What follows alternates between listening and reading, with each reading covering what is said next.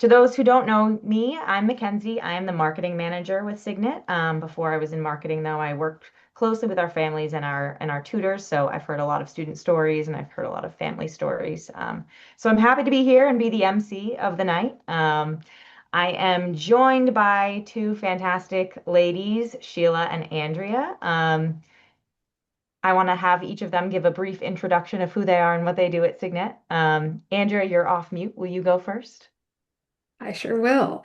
So my role here is officially a director of client success, which means it's really my job to make sure our families have an excellent experience here at Signet once they get started. But I also talk to a lot of folks on the way in to hear about what they're going through, figure out how we can meet your needs, and kind of shepherd you through. And part of that also means helping you to know what to do when and what year of high school. So that's really what this presentation is all about today. So that's why I'm crashing the party. Thanks, Andrea. And Uh, Sheila, will you give the folks who might not know you yet a brief introduction of who you are? Sure. I also think it's funny that Andrea says she's crashing the party. She is the party. Let's be honest. Come I'm on, being it's not a party till Andrea gets here. Um, so I'm Sheila. I'm Signet CEO, and gosh, I do a little bit of everything. I talk to a lot of people on the way in. Provide my expertise and guidance when the team needs it. Manage the day to day of a business, but I also work with students. And my two favorite things to do with students are work on the ACT. It's just, I love it. I don't know. I'm a nerd. I want to do ACT tutoring all day long. And then the other thing I really, really love doing, and this does take up more of my time, is guiding students and families through the college admissions process. So that's a little bit about me. Thank you. I'm excited to have you both here providing your sort of expertise and perspective on um, where our focus should be when in the high school career. Um, But before we dive into things, I do want to just say a couple housekeeping items. The first is that this meeting is being recorded and it will be shared with you all afterwards. So feel free to take notes, but don't feel like you need to write down every single little thing. We will be sharing the recording with you and posting it on YouTube afterwards. Um, and the second is that we will be having a couple of dedicated times throughout today's session where we'll have some question and answers along with one at the end. Um, but if you have any questions that come up along the way, please toss them in the chat and we will be sure to get to them at some point during the presentation. With that, I'm going to ask Sheila to pull up our little Canva and we will dive right in. So today we're here to talk about making every year of high school count and kind of provide you with a high school roadmap so that you are prepared for wherever you are at in college your next few years. So will you go to the next one, Sheila? I would love to open this by asking everyone to put the answer to this question in the chat. Are you worried that you're behind or have missed something? Are you having trouble knowing what to prioritize? Are you pushing your student to do it all because you never know what will actually work? Are you wondering why it has to be so hard? Or is it all the above? I'm seeing some answers come in, an A, a D, a B. Yeah. There's a lot of noise out there, and what I like about this question is it really shows that we're all in the same boat. We're all trying to navigate what can be an overwhelming and confusing process. So our goal today is that you'll walk away with a little bit more clarity around what to do when, and hopefully not feel any of these ways anymore. Um, so before we get into a deeper dive into what to focus on each year of high school, I want to zoom out and kind of look at our destination. And so, Sheila, I'm going to hand you the mic here, but will you take us through what really is involved in the college application? Sure. Thank you for that. And I do love those responses. So if you haven't responded yet, you could, think about it and put it in the chat. But they come from our experience talking to, thousands of people. Like these are all valid responses, so you're not alone in it. And I thank you for reminding us of that, Mackenzie. So this is essentially what goes into a college application. And I always think about it and I'm like, wow, like we really let these few things just rule our kids' lives for so long, our lives for so long, if we're being honest. And it's not a lot of information. And of course, it feels impossible to pack a whole student's 18 years of life into just these elements.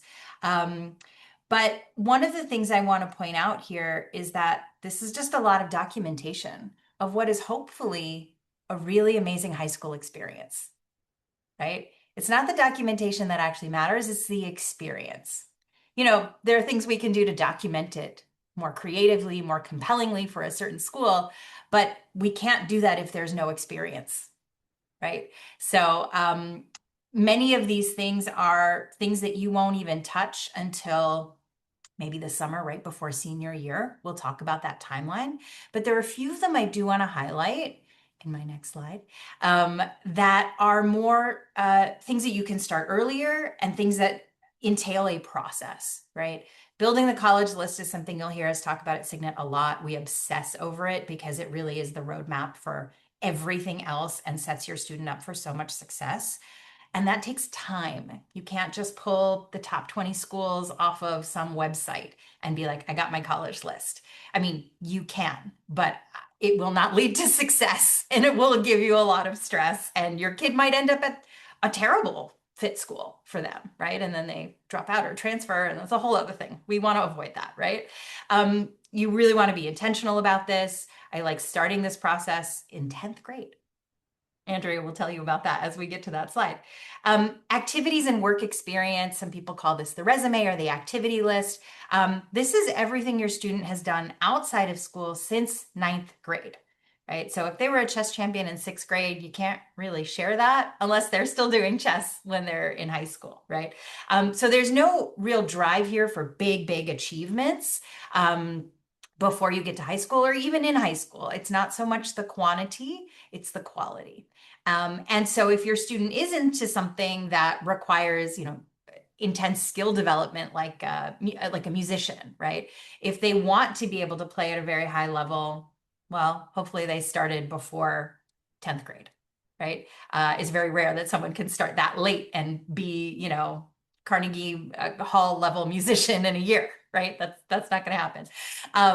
But again, I want to say that this is something that is really important to a student's growth. It's less about what you list on the document and more about the experiences they're having and how they grow through those experiences and what they're exposed to. And then we have test scores and transcripts. This is something that I know a lot of parents really obsess over, particularly ones like, you know, my family who may have gone to college outside of the United States, where the system for applying to college is much more quantitative. It's much more based on the highest grades and the highest scores. Now, that is still true of some schools in the United States, but we use a very different method of evaluating that is more holistic. So it's not just the test score and it's not just the grades. And of course, the grades are things that they've earned from ninth grade forward, right? So it's not just grades in junior year or senior year, it's all of the grades. And the test scores also, maybe they got it on one sitting of a test, but hopefully they were preparing for that test for 4 or 5 months beforehand. And hopefully you're making a strategic decision about which test to take and when to take it and how to prep and all of that. So these are the things that take a little bit more time. And I don't want you to think you could just start them at the end of 11th grade. That's difficult, right? So I guess I'm previewing your next question to me, Mackenzie. I know, which is like, what is the biggest misconception? Which is that the college process starts at the end of 11th grade or starts in senior year. It actually starts the first day of ninth grade. And I don't say that to freak you out. I'm going to toss it to Andrea because something else you shared with me this morning that I think is really relevant here. Like, even if you haven't been thinking about this. Yeah. That yes, I agree with you that this process starts in ninth grade and it might have started without you even trying, right?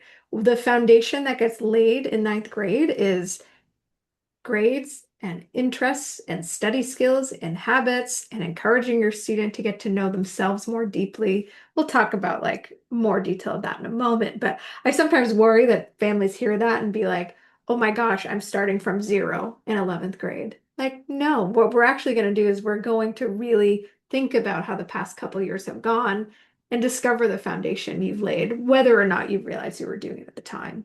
Um, so that's the fun part, right? Is that just by being in high school, you've done work already on working towards this college process. It's about turning it intentional from that point forward. That's really a beautiful call out, Andrea. Thank you. And a nice reminder that, you're not necessarily behind, you still have time, and your student has already started this, even if they don't realize it. Um, Sheila, thinking about college applications, there is a lot of noise out there that colleges are getting more and more competitive. At Signet, we tend to use the language that colleges are selective rather than competitive. Can you tell us what we mean when we say that? Yeah, I think it's a really important distinction. So I'll go to my next slide and it'll give it all away. But competitive would mean that the best always wins, right? The highest test score, or the highest grade, or the most APs, all of those quantitative measures we were talking about earlier. But that is really not what's going on here, right? So that instinct to just sort of do the most or be the best, I understand where it comes from, but it's not actually going to empower your student or help them get into college, right? Because we hear every year, there are news stories in your local paper. Sometimes they make national news of the wonderkind who had a perfect score and, worked at Google and did all of these things and they still didn't get in. Right. And then we all are like, oh my God, if that kid didn't get in, we have to do even more than that. It becomes this sort of like one-upmanship, right? Um, but these colleges are not competitive. That's not what they're looking for, right? They've got to fill all the departments at their school. They've got to make sure they've got students who do all the various things that they offer. And then there are going to be some people at the top of the class and some people in the middle and some people at the bottom, right? They can't all be, the same kind of high achieving profile. And so I call them selective because that's really what they're doing. They're selecting of students who they feel meet certain academic fit criteria or social criteria, cultural criteria, geographic criteria, even financial criteria. They are creating a class out of all of their applicants. And whom they select is going to depend on what they are trying to do, right? Are they trying to climb the rankings? Are they trying to get more geographic diversity? Are they trying to refill the empty spot left by all the bassoon players who graduated? Are they trying to build a new sports team? Right? All of these things come into play when they're choosing students, right? And we know there's a stat on this, but however many, I don't have the number off the top of my head, however many perfect scores on the SAT there are, it's like 10 times more than Harvard could even accept, right? So like, even if that were the criteria, they wouldn't be able to do it, right? So it is worth being a little more intentional about the student's fit with a college to make sure you are putting your emphasis in the right places and at the right time, as we'll talk about today. On my mute button. Now, we have a framework that we use at Signet that's called the match pyramid. Sheila, it was your development that you created this, so I would love for you to tell the audience a little bit about what goes into the match pyramid and how families can start to think about their students in this way. Sure. Yeah. I guess there's my last line here. It's not that this isn't enough. It's that it's not a match, right? And that's what we're looking for. And I have to get credit to a mom in the audience who I can't believe your kids are in high school now, Julie. Julie actually helped me come up with this. I was talking to her about all the things, and she's like, "Oh, it's like a pyramid." And I'm like, "Brilliant. This is what it is." So we call it the match pyramid, and it really does represent what the data shows us, as well as my, 20 years of experience doing this with thousands of families have shown us about what matters in college admission. So I like to use it as just a shorthand for what should we be prioritizing, right? Our foundation is academics. It's the classes that they've chosen, the rigor of those classes, like is it honors, AP, whatever, the grades that they've earned in those classes, their test scores, if they're submitting SAT or ACT, would be part of this, and their executive functioning skills are here. And those are accounted for in the application in a number of ways. So if you're like, no, they'll never know my kid is so disorganized, they just, pull a bunch of all-nighters and they still get A's, it's gonna come out. So all of that is part of the foundation. And every college in the United States, this is the thing they care about most, right? And we know this, we have the data from the schools. They have to turn these giant surveys into the federal government that are public to you. So I can show you that if you are curious about it.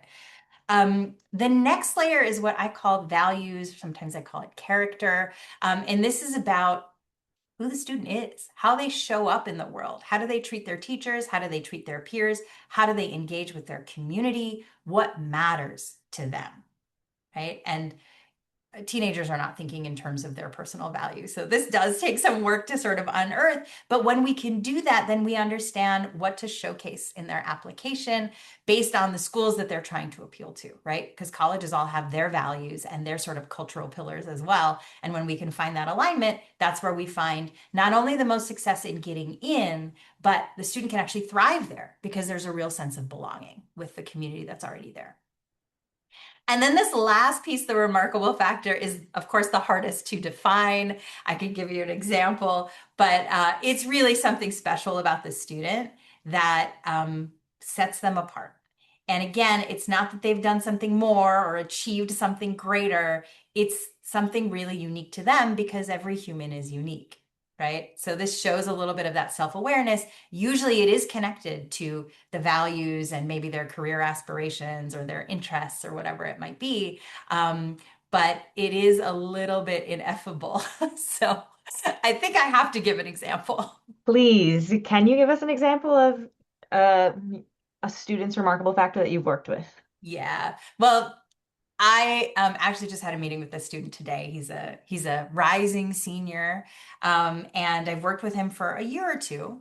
And I've always felt, oh, this kid just keeps surprising me with like what he's doing. And yes, he's very busy, but he is truly joyful about every single thing he dedicates his time to.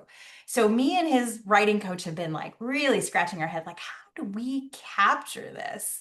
And one day he and I were talking about some prompt that he's going to have to write for one of his colleges, one of the supplemental essay prompts. And it had something to do with like, what are the aspects of your growing up, how you grew up that have shaped who you are and how you see the world, right? A lot of colleges ask that kind of question to get at some element of diversity without asking it explicitly, right? Students are allowed to talk about their cultural or racial backgrounds. It's just not that checkbox that the Supreme Court said that college admissions officers can't use anymore. So he was telling me about this tradition, he's Taiwanese, this tradition that on his birthday, he needs to eat a very, very long noodle at like the family dinner.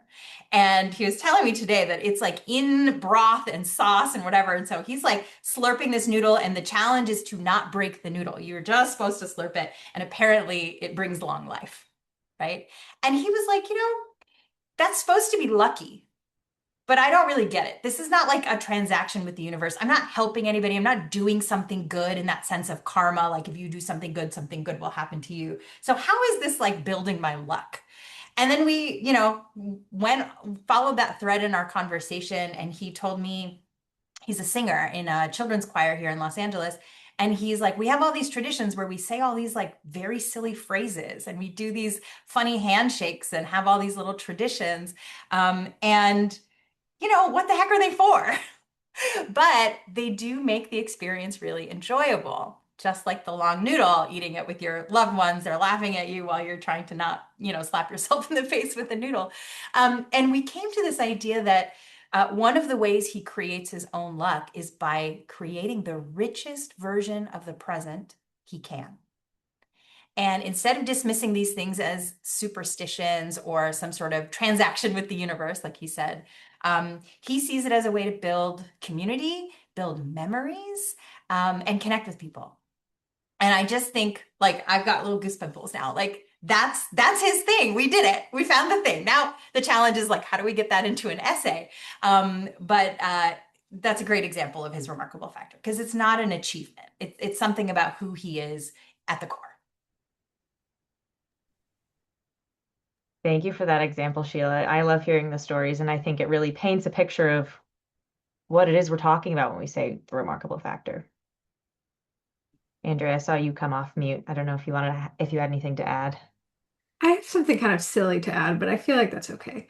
Um, I see, maybe it's because we're talking about noodles and food, but I'm thinking of the show the British Bake Off, right? Where they have these like three different stages that they have to go through in order to win the day. They have the like one where they have to bake something that's like people know what it is, but they put their spin on it. They have their technical challenge where you have to like meet these very exact criteria, which is like taking the SAT, I don't know. And then they have their showstopper event at the very end, right? The thing that sets them apart is like when they can do something that pulls together their technical chat ability and like only they are going to make that particular like crazy thing that nobody else was going to think of or pull out. So I don't know if that's helpful at all. It just like came into my head as you were talking. And the remarkable factor sounds like the British Bake Off showstopper events. Because the ones that win like know how to talk about it and display what it means to them, and it's like connected to a deeper sense of self. Um, if you don't watch that show, that's meaningless, but I thought it was cute. I think that is a really cute connection. Yeah. I also want to just say that all of the admissions consultants who work with Signet know how to pull the remarkable factor out of their students or find it or help the students find it. And we actually did a really fun activity one time where we had all of us share our own remarkable factors, and that was really, really joyous. Um, but I do want to kind of pivot into the more in-depth review of what to expect in each grade. Andrea, I know when you gave your introduction, you said you are the director of client success. One of your roles is to help people understand and to help Signet clients understand what they need to be focusing on when. But you're also a coach. So you really understand students and student motivation and reflection. So I think you are the perfect person to talk us through what families should really be focusing on and starting to explore in eighth and ninth grade. Of course. Well, this reinforces what I said earlier, right? That in the eighth and ninth grade, the best thing you can do for your college process is to engage in education, right? To do the best you can in class, to get the best grades you can, to be curious, put yourself out there, connect with teachers, and also really focus on building some of those foundational skills that are going to carry you successfully through the rest of your high school years. So practicing things like working on your procrastination habits, keeping organized, managing your time, um, trying to participate in class and advocate for yourself. Um, and I really then shift that to parents to say the best thing you can do to set your kid up for success is to start to play with like letting go of that control that you needed to have in middle school, right? Where you may have overseen everything that was happening and reminded your student all these things. If you can start to pivot that accountability to your student in the eighth and ninth grade, though you probably can't take your hands completely off the wheel. That naturally helps them build their skills for years to come. And a lot easier than trying to do that in 10th or 11th grade at the same time as you're talking about college, right? Um, and I think what layers into that is also encouraging your students reflection skills, helping them to build their own sense of self. And that can mean trying a lot of things, right? I want to make sure that when I talk to parents of eighth and ninth grade students, they don't feel like they have to decide their kids that bassoon player, we're starting the bassoon, like that's it, that's our plan, that's your remarkable factor, the bassoon, right? No.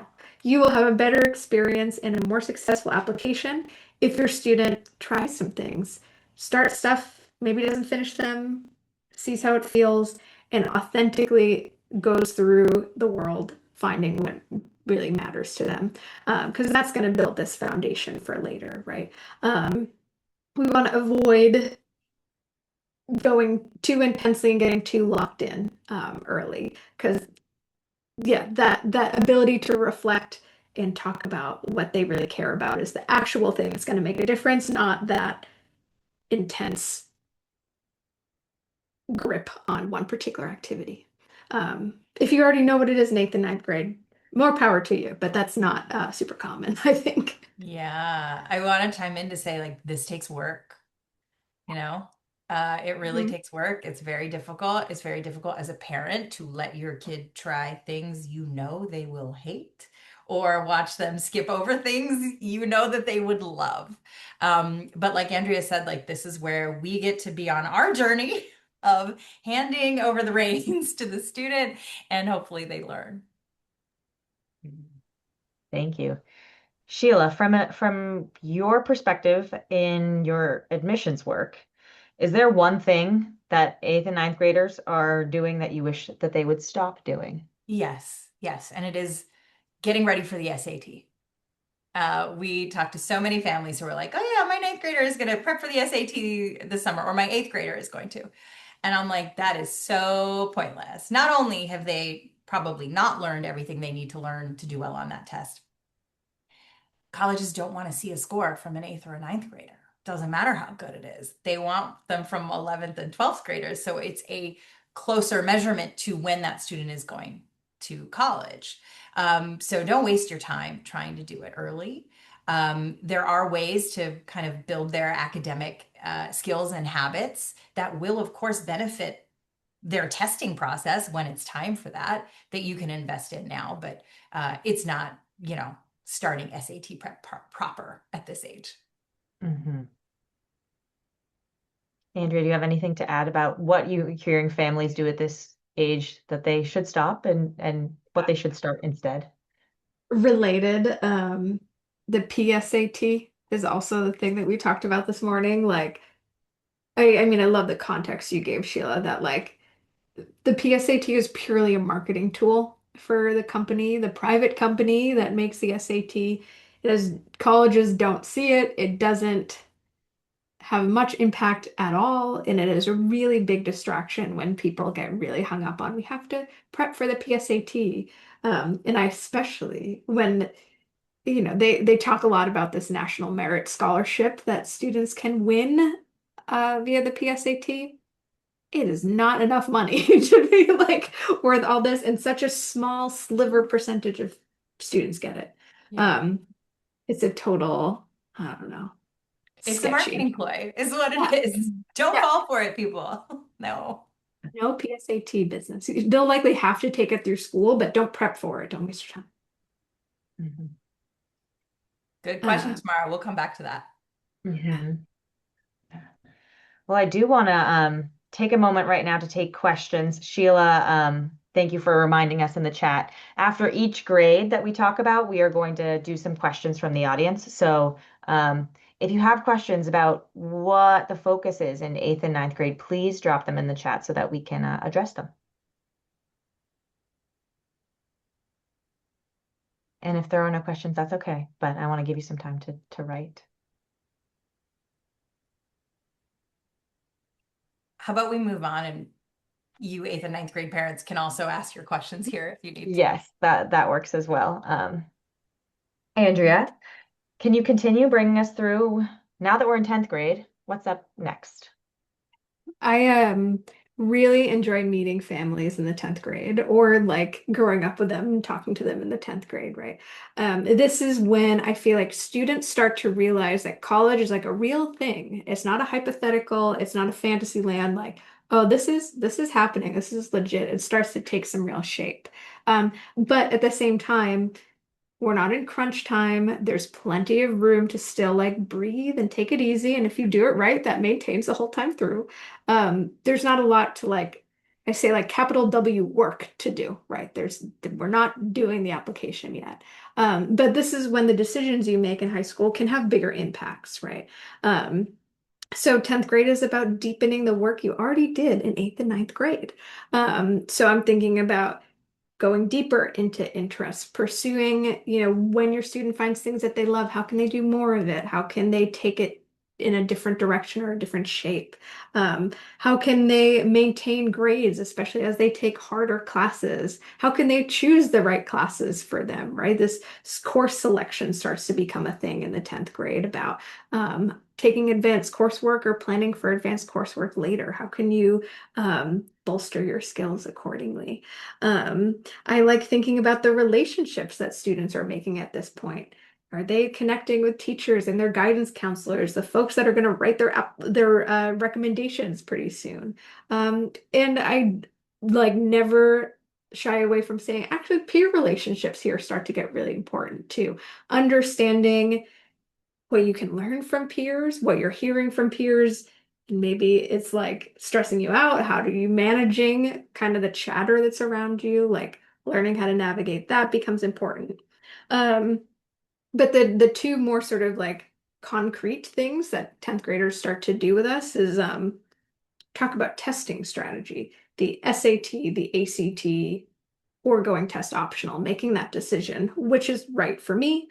And starting prep, I usually recommend when it's possible to start that test prep this summer between 10th and 11th grade, because the earlier you can get that test done, it's checked off your list. And it's a really good data point to have when going into junior year when you're going to start thinking about making your college list. So starting to have these conversations. I don't typically recommend people test in 10th grade, but opening the door, asking the questions, making the plan for what we're going to do in the summer comes up. And then finally, I encourage college visits to start in 10th grade as a tool for exploration. I think some parents get caught up being like, well, I don't know where my kid is going to apply, so I don't know where our tours are going to be, and we got to plan them. And they kind of put the cart before the horse, I think. In this case, in 10th grade, whatever school's nearby, you don't have to travel. It doesn't even have to be a school you'll ultimately apply to. But getting your kid on a campus, right? Having them see what it's like, being able to articulate the differences between one campus and another, express what they like or they don't like, meet some students, talk to them, get in the practice of touring intentionally and like make it real, right? It's so important, I think, for students to get exposure to a college campus like as soon as possible. Even like I don't mind a college visit, even in ninth grade, eighth grade feels a little young. But like if you come in with the right mindset, like that can really be helpful at this point in the year. And then you'll do more college visits junior year when you have a clearer sense of the college list. This is an early opportunity. I wanted to chime in to say what my parents did when we were growing up, because my parents were like obsessed with education. You don't need to be like them. But this was one thing that I think is actually kind of helpful. It was definitely helpful for me. Wherever we went on a family vacation or visiting family friends, if there was a college nearby, we would go see it. So here's 13-year-old me, like super awkward, going through Duke University. Like, what the heck? I was so embarrassed. But I knew what that looked like, a Southern school, very academically rigorous. Like I know what that town looks like, all of that stayed with me as I was building my college list. So it's really just about taking the opportunity, not about, planning some, coast to coast thing where you have to see every single college. Thank you for that note, Sheila. I also really like um, when people ask their students about college, what do you think you want, a big school or a small school? For some students, it's really hard to conceptualize what that even looks like without first stepping foot on a college campus and getting the sense of, okay, this is a big urban school, or this is a big suburban school, or this is a small rural school. So I just want to plus one on both of those comments that Andrea and Sheila you both gave. I actually had a question for Sheila when thinking about how students kind of are deepening their interests and maybe pursuing, further things along their line of interests in this year. When would you say the extracurriculars really start to matter on college applications? Well, I think they always matter Mhm. because we're looking at quality over quantity. right? So the longevity of something. I had a student email me today, like, I could probably get 160 volunteer hours if I did this thing, but maybe only 15 if I did that. And I was like, we are talking about the wrong thing. It's not how many hours. It's who are you meeting? What are you learning? What kind of impact are you having? Right? So you know, I know we're all sort of trained in this late capitalist society to like want more is always better, but really we need to be thoughtful. Because there's only 24 hours in the day. Our kids are already overscheduled, right? So like let's be really careful about where we ask them to spend their time. So I wouldn't expect to see leadership on a student's extracurricular profile until 11th or 12th grade. That is perfectly normal. But I do want to see them trying new things. And if they like that thing, or if they've made a lot of friends in that thing, continuing to do that thing if it is at all possible. It doesn't always have to be a school activity. It could be in the community. It could be something that they do on their own. Like, I had a student a couple of years ago who was like a creative writer, and she was just writing poetry. She dedicated time to that every week. Um, so lots of ways to engage with those interests. But, colleges want to accept students who are going to make their campus more interesting. And so it pays, I guess, to be interested in stuff. And you should be interested in the stuff that you're interested in, not what you think someone else wants you to be interested in. Thank you. Good answer. Thanks. I also know that 10th grade, we suggest, start thinking about your testing strategy. And I want to see if we can answer Tamar's question about, isn't the point of the PSAT to prepare so that you can get a baseline? Well, I'll just be really cynical about it. That's how they sell it to you. Um, Not that you're paying, your school is paying for it, but that is how they try to present it. But the PSAT that most students take in 11th grade happens in October of 11th grade. And you get the results back in November, December if there aren't any like problems with the score, which sometimes there are, and then it's really delayed.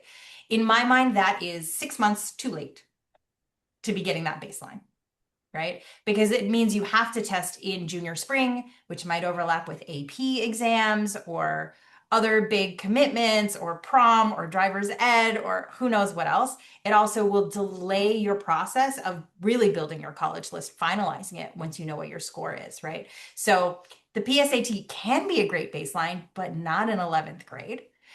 You would have to do it in 10th grade, and not every school offers it in 10th grade. The PSAT that Andrea and I were kind of complaining about is something they invented called the PSAT 8-9. Just despicable. Like, no 8th or ninth grader needs to be taking the PSAT. Don't do it. Sorry, I'm on my soapbox. That's okay. Um, does anyone have any other questions about 10th grade focus? Um, I can take Julie's question oh yeah. on Rex. So there are two things in this scenario. I'll just read it out for the people who can't see the chat. Some beloved teachers departed the school last year. Would it be worth trying to ask for Rex from teachers that they really connected with? And what year do those Rex matter? You really want recommendations from 11th grade teachers. I'll tell you why.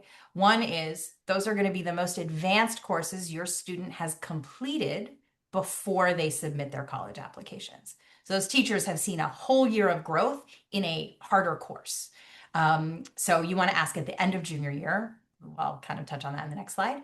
And then they have to be teachers at their current school, right? So if they left, oh, that's sad. I'm sorry, but hopefully they'll make new relationships.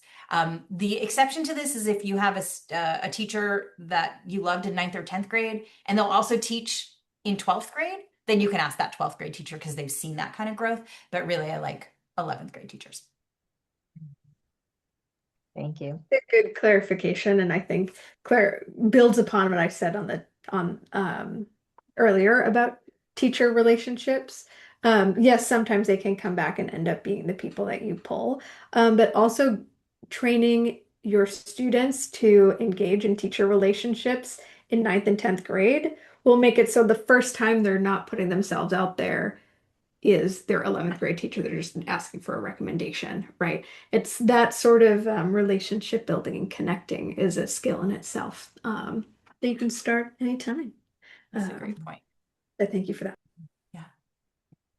I'm gonna scooch us ahead Yeah, here. please do. Sheila, will you take us through 11th grade? I know we touched a little bit upon this already, but so Yeah. good to paint the full picture. Yeah, so here's where we really start some of the nuts and bolts of the things that go into the application, right? Um, Hopefully you've done your baseline diagnostic tests or made your testing plan in the summer between 10th and 11th grade.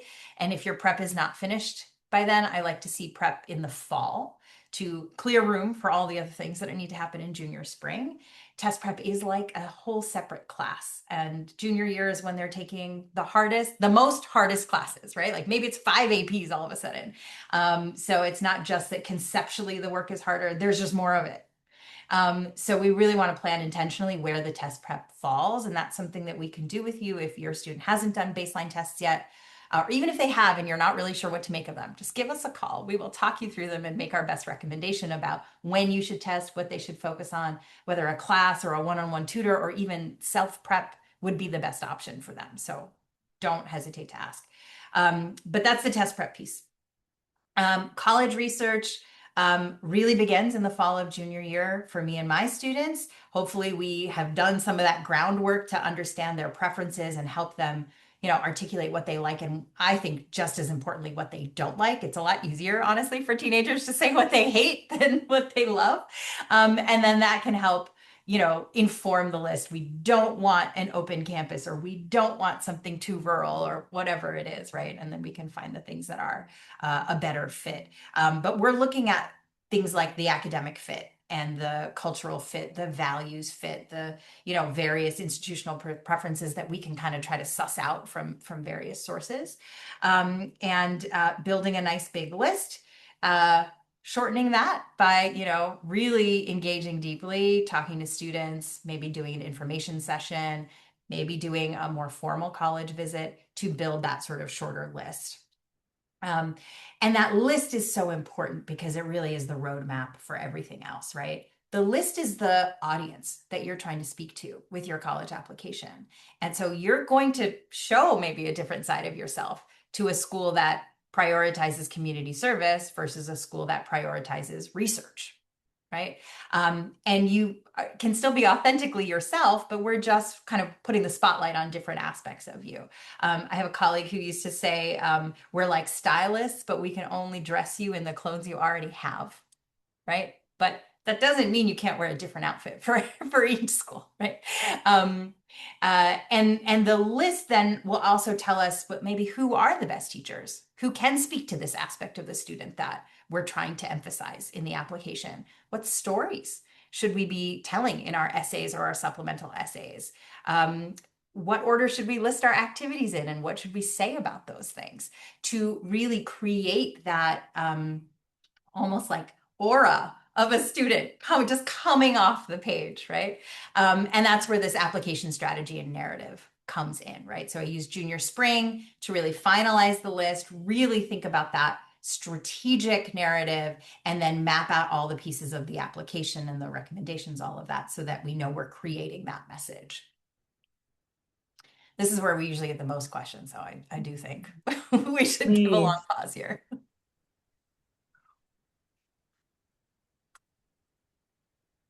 While folks are writing up any questions they might have, Andrea, I actually have a question for you. I think this can be a year where some families really start to panic. Do you have any advice on how families and students can avoid that overwhelm? I don't know if overwhelm is avoidable. I think this is an overwhelming process, but part of it is about turning that overwhelm into a plan, right? Instead of drowning in the emotions, like, and sometimes it can take working with a third party like Signet or somebody else who's gone through this many times to help you get organized and see the path ahead, right? So you're not feeling the pressure of everything that has to get done, all the milestones all at once, which I think is where we tend to meet a lot of families. Um, I liken it sometimes to like planning a wedding, which I had to do this past year, right? Oh my gosh, the price tag and all the things and all of this, and I have to make all these decisions and what the heck am I going to do? And it feels like it sits on top of you all at once. And then if you hire a wedding planner, they help you take it in pieces and say, this is what comes first and next. And I know this is on your mind, but that's for 6 months from now. Um, so either working with somebody to help you get organized and put that plan in place, um, or doing some research and spending some real time um, turning it from just a pile of things to a plan that you can execute. Thank you. I think that's really helpful. We do have one other question here. How do you decide which test to take? Yeah, I'll try to give you a short answer, but of course it's a nuanced process. But really, we have three options: no test, SAT, or ACT. And 90% of colleges right now are still test optional. So you can apply without a test. So that is a totally viable option. What we like to do is a baseline test of the SAT and the ACT. We compare the numbers. We also compare the student's experience. And we're kind of thinking ahead to what colleges might you apply to? What are their testing policies? And what kind of scores are they looking for? And this is information they make public. So here's where you're starting. Here's where you want to go. Is that a realistic journey to undertake? If it's not, then we make a different decision. But that's essentially, in a nutshell, how we do it. Thank you, Sheila. Why don't we move on? I'm just keeping an eye on the clock to 12th grade senior year. What are Mm. students doing here? Yeah, so a lot of this happens in the summer before 12th grade, right? Because 12th grade is often just as intense year as the 11th grade year is. So we kind of want to get as much as we can done over the summer. This is where they're actually starting to fill in the application forms, which are tedious. Do not leave those to the last minute, right? Start it early. You'll feel like you've accomplished something and it's not like hard, thinky work, right? We've got to write the personal essay, the supplemental essays, which are the school specific essays. And that takes a lot of work, right? Figuring out the idea, trying to write a couple of the ideas, getting to a draft you actually like, then revising it, polishing it, and then making sure it all fits with the other pieces, right? It is a whole process. Most of our students spend the entire summer doing this. The activity list, as I mentioned, there is some strategy to how you list things and how you describe them. It is also very tedious because your descriptions are 150 characters long. So you do have to get really creative about how you describe those things. The positioning is kind of how all of this fits together. Are we doing early decision? Are we doing early action? What's that kind of strategy?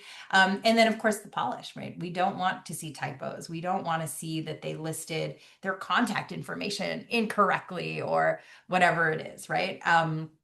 Colleges are looking to see that students can follow directions. So we want to make sure everything is put together very nicely. And one of the things that we do at Signet to help with both the positioning and the polish is when a student, this usually happens kind of late September, early October, before early deadlines in November 1st, we do a process called peer review, where if I'm working with a student, we'll kind of take their name off of it and take all of their materials and give them to another consultant on our team who will read it as though they're in the admissions office and give us all of their feedback. And wow, what a gift to have that admissions officer feedback before it's an actual admissions officer looking at it. So we get a whole, 4 weeks to then take their feedback, decide what we want to change, and make sure we're really crafting the right message. And it's so helpful. And I know engenders a lot of confidence in our students and their families too. Like, okay, it's not just one person who's been looking at this. We got a whole team of people looking at it. I want to open it up for any questions about senior year now. And I also want to mention we have hosted webinars in the past about the personal statement and how to approach writing that with your students. We are also going to be hosting a webinar in August that focuses only on supplemental essays. This is a part of the application that can feel really overwhelming because some schools have multiple additional essays that you have to respond to. So this webinar, if you have a rising senior, is really going to focus in on how Signet recommends you approach them. Any questions on senior year? What if your student wants to take a year off after high school? Sheila, will you answer that one? I sure can. Yeah, that's a great question. I love that actually. Um, I do think we've seen more success when students still apply in their senior year, but then decide to defer after they get their acceptances. Um, Colleges actually are usually very welcoming of that. Some of them even have funding set aside that they can give you to go do a gap year with. But applying from within the high school context where you've got your counselors and your teachers and everybody is right there, all your peers are going through the process as well, can be very helpful to just get this thing done, but they don't have to commit to going the next year. There's some situations where, like, yeah, do a gap year and apply in your gap year might make the most sense, but those are sort of few and far between. Thank you. There's also another question. If given a choice of applications, is it okay to do the Common App or should you use the school's app? Ooh, good question. Tomorrow with all the good questions. So, there are two situations that I want to make you aware of. One is the Common App will only allow you to apply to 20 schools. Now, that is plenty. I usually say 15 to 17. That's like kind of our max. Otherwise, you're going to be spreading yourself too thin, right? So, most of our students don't even bump up against that 20, right? But the Common App is common for a reason. You do it once and it goes to all of those schools, right? It's the only thing that doesn't are those supplemental essays that are school specific, right? So it does kind of take a lot of the workload out of it. If you're using a school's application, you're going to have to do that for every school that has an application, and not every school has its own application. So those are the two things, right? The limit on the Common App might mean if you really do want to apply to this other school that has its own application, you should do it through the other application so you're not using a spot on your Common App.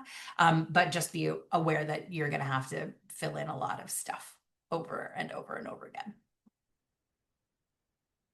That's a really good question. Thank you for asking.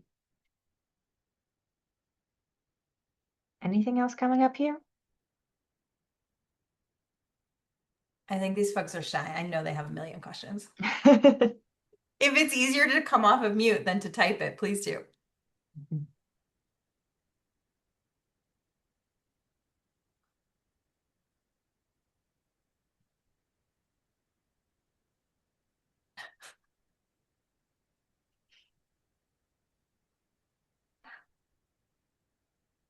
Here's a question that just came up here. Our school decided to go with unweighted GPA.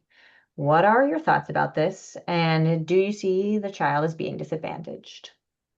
Not at all, Priyanka. Actually, every college is going to recalculate the student's GPA with their own set of weightings.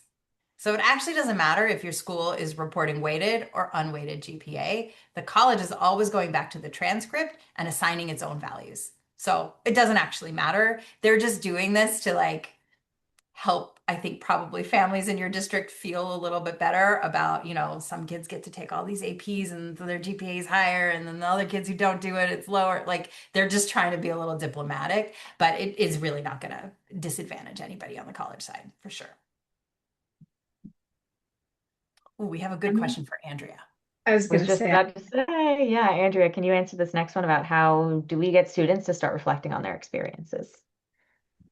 yeah, it's there is not a one size fits all answer to that, but I feel like a couple of things as a parent asking your student to reflect on these experiences, depending on like how open or vulnerable your student is just naturally, a little at a time can go a long way, right? The conversations don't have to be, we're going to sit at a table and like reflect on your time running track, right?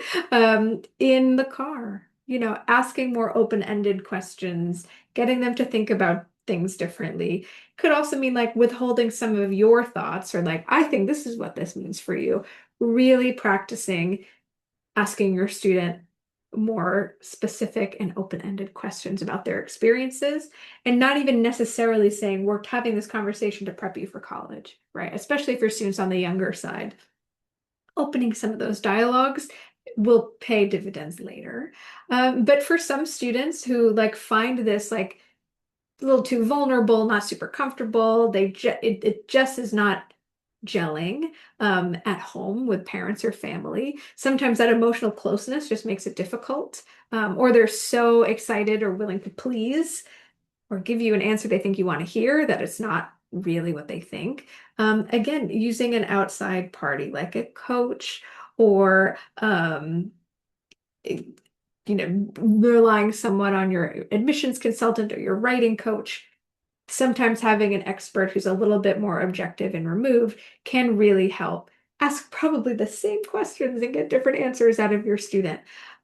So perhaps starting small is my big answer, and taking it outside the family system could be a pivot that you choose to make at one point. Andrew, can you give us some of those like examples of those sorts of open-ended questions? Yeah, I think some of the more like accessible ones feel like what went well and what didn't go well, right? Things that they can't answer with good, yes, no, like something specific. What did it feel like when you fell or you scored the goal or whatever happened? Like, what was going through your head at that point? And then, you can get more philosophical with questions. Like, as a coach, I love using, if you had a magic wand that could change any rules of the universe, how would you want school to be? Right? What would be different? Um, get into your students' creativity. If you're able to crack that a little earlier, those things show up in the essays later, I think. Yeah. And as you can tell, Andrea has a lot of experience with this. And I know it can be tempting as a parent to be like, okay, I'm going to learn everything about coaching and I'm going to coach my kid.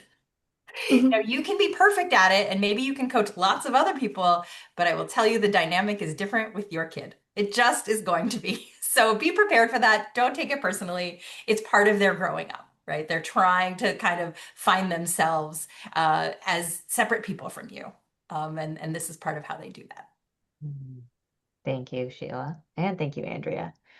I want to be mindful of everyone's time. We are approaching the hour. So Sheila, will you go to take us to the next slide? I think, Yeah. yeah, it's just a final question slide. If you do have further questions, this QR code will lead you to our book a call page, so that you can ask Sheila or Andrea further about getting help, or if you need more additional answers. At Signet, we do admissions consulting, admissions writing, so working on the personal statement, and supplemental essays. We do executive function coaching, we do test prep, and we do subject tutoring. So we're really here to help you and your family every step of the way. I'm trying to type an answer to Priyanka's good question. Oh, yes.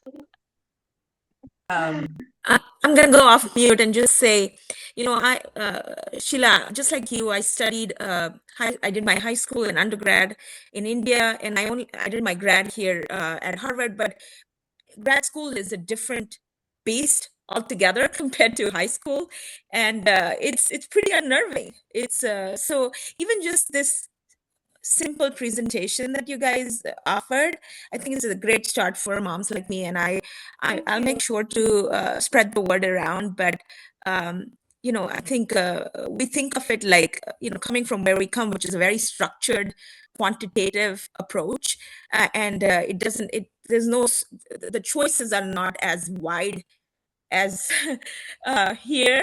Mhm. I think we're looking for, some of us are looking for, like, what's the weight? What's the secret? What's the ratio? What's the We're looking for formula? very, yeah, exactly. We're Yeah. looking for those magical, structured, finite responses. And we're seeing and living in Massachusetts, extremely competitive. And Mhm. so just the fact that this was, while simple, it was really a great Kickstarter conversation for parents like myself who are just starting this process. And I'm appreciative on how you titled this presentation, because I feel like we all need to start. And I made my son listen to it as well, so Oh, that great. they can start early as they think about these things. And by the way, I love the pyramid idea. So you guys should totally Great. pattern that. So, Yeah, well, I have a book coming out. It's all about the pyramid. oh, So, okay. yeah. Okay. Well, but thank you. Stay Thank you tuned so for much. I that. appreciate this opportunity. Yeah, thank you. I appreciate the comment. Mhm. Well, thank you all so much for coming and for listening. And thank you to Andrea and Sheila for your guidance and your insight into the student's journey and where the focus should be when. I really hope everyone has a wonderful rest of their evening and stay tuned because I will be sharing around this recap probably tomorrow. Amazing. Thanks, Thank you, Mackenzie. everybody. Thanks, Thank you. everyone. Okay. Bye-bye. Bye.